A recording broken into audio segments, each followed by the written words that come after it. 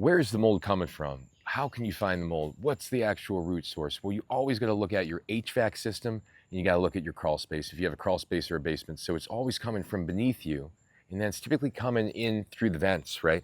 So what I've seen with people is that, typically they're not getting their HVAC system serviced twice a year and getting it cleaned out and having it decontaminated, and they're just using it year after year after year without actually doing anything about it. And then what happens is you have these fungal fragments and these mold spores that go in there, and mycotoxins that go in there. And then when you turn on the HVAC system or the air conditioner or the heat, or whatever, then it comes right out into your home and you're contaminating your whole home. So this is the most common thing you see when people are contaminating their home, is that they have not cleaned their HVAC system frequently enough. And sometimes they have an outdated system that can't even be cleaned well because of how outdated it is. So, they're not making the connection. Whenever they put on the AC, they don't feel well within a week or two. Whenever the heat goes on, the windows close, guess what? They're not feeling well during the winter. This is often due to forced air and contaminated air because it's going through the HVAC system, which is contaminated, right?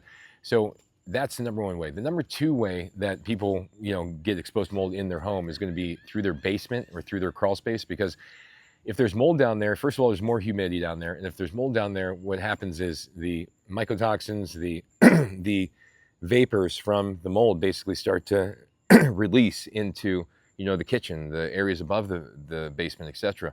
And at the end of the day, this is where most of the toxic gases come from. They come from beneath you, and they start to go up from the basement into the main living area, and people have their windows closed, etc. So if you're looking for the main areas where you're going to have the most risk inside your home for mold, it's definitely going to be your crawl space or your basement, and that's definitely going to be your HVAC system. If there's anything else, of course, bathrooms, of course, attics, but really the HVAC system, if you have that good, you have a clean HVAC system, and you don't have an issue with a basement or a crawl space, yeah, there could be issues elsewhere. There could be issues in between walls, all those things, but more often than not, the main issues arise in the HVAC and in the basement or whatever, lower level, the crawl space, whatever they got there. So keep in mind, mold is in every single home. It's in every single home, but it can't be at unhealthy levels. If it's at unhealthy levels, you could have flare-ups of chronic symptoms. You could have a chronic illness that's even caused specifically because you have mold. People do not give mold enough credit, and they do not really think about mold when they have a chronic illness. They don't think about what they're inhaling. They think about what to take to get better. They think about maybe what to eat if you're lucky, but they don't think about what they're inhaling. And this is the main thing that people are missing with these chronic illnesses. People are not giving it enough weight.